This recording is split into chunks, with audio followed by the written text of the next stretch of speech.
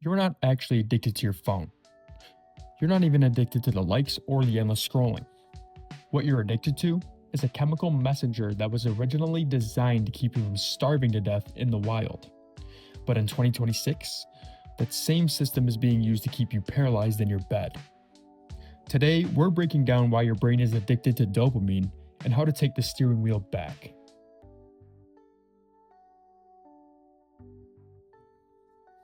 Let's be real. How many times have you sat down to do one quick thing and looked up 2 hours later feeling like a digital zombie? That's the modern dopamine trap. We live in a world of infinite novelty. Every swipe is a slot machine. Every notification is a tiny hit. Our environment has evolved way faster than our biology. We are running Stone Age software on Space Age hardware. We feel like we're seeking pleasure, but what we're actually doing is feeding a loop that never ends, because it was never designed to be satisfied. To fix the problem, we have to understand what dopamine actually is. Most people think it's the pleasure chemical, when technically that is not exactly the case. Dopamine is the chemical of anticipation and motivation. It's the go-get-it signal. Think back to our ancestors. If they found a berry bush, dopamine spiked to ensure they remembered exactly where it was and that they had the drive to go back.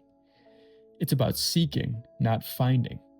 Once you actually eat the fruit, dopamine drops. In the wild, dopamine was scarce. You had to work for it. Today, it's available in 4K resolution at 120 frames per second for the low price of your attention span.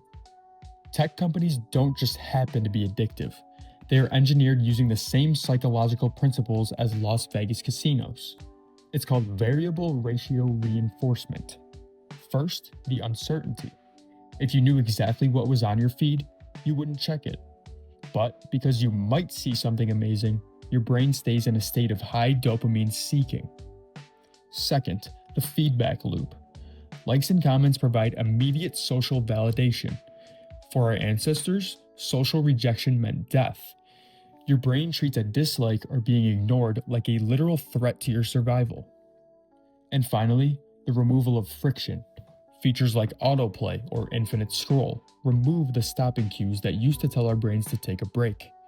There is no end of the page anymore. Here's the scary part. Tonic versus phasic dopamine. Think of your dopamine like a seesaw.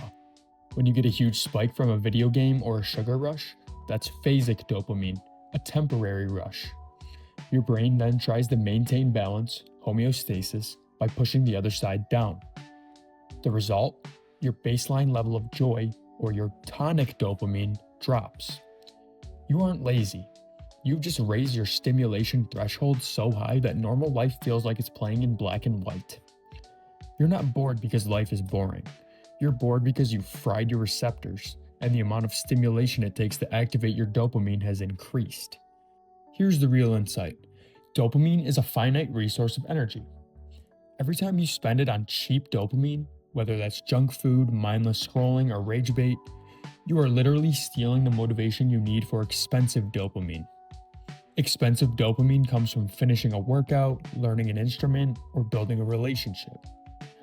The addiction isn't the thing itself, it's to the escape from the boredom that allows the spike. The addiction isn't to the thing itself, it's to the escape from the boredom that follows the spike. To win, you have to get comfortable with being bored again. So, how do we fix it? First off, we have to delay the spike. Something as simple as not checking your phone for the first 30 minutes of the day can have extreme benefits. Secondly, fix the cues. There's no need to have hundreds of notifications hitting your phone on a daily basis. Turning off majority of the unnecessary notifications, or just simply leaving your phone on Do Not Disturb, helps keep your mind on track and clear. And finally, embrace the boredom. Let your mind wander. It is natural, it is necessary, and it flat out relieves stress. The world continues to get noisier and noisier every single day. And the ultimate competitive advantage in 2026 isn't really about being the smartest or the fastest. It's about being the one who still owns their attention.